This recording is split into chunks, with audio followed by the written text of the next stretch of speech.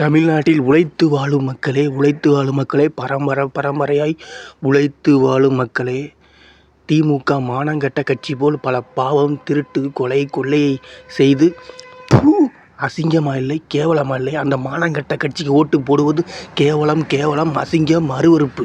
நீங்கள் உழைச்சி வாழ்கிறீங்க சொல்லுவீங்களே, நாங்கள் உழைச்சாதான் சோறு, நாங்கள் உழைச்சாதான் சோறுன்னு சொல்கிறீங்களே, அப்போ என்னத்துக்கு அந்த மானங்கெட்ட கட்சிக்கு ஓட்டு போடுறீங்க?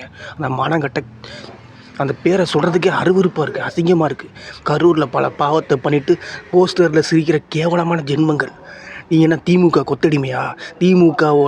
திமுக கொத்தடிமையா? 3 வேளை சோறுவா? அந்த மானங்கட்ட கட்சி தான் உங்களுக்கு போடுதா? அந்த திமுகவோட கொத்தடிமையில் தான் நீங்கள் ரம்ஜான் கொண்டாடுறீங்களா? கிறிஸ்மஸ் கொண்டாடுறீங்களா? இந்துக்கள் பண்டிகை கொண்டாடுறீங்களா?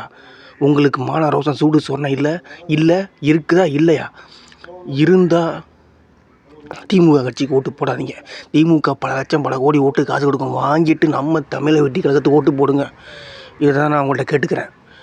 சிந்திச்சு ஓட்டு போடுங்க. இது வரைக்கும் நீங்கள் பல பேர் சிந்திக்காமல் ஓட்டு போட்டிருப்பீங்க. சிந்திக்கிறது தான் என்ன நல்லது? உங்கள் வீட்டில் நல்லது நடக்கணும்னா என்ன பண்ணுவீங்க? தமிழை வெட்டி கழகத்துக்கு ஓட்டு போடுங்க. நாடு நல்லா இருக்குன்னா தமிழை வெட்டி கழகத்துக்கு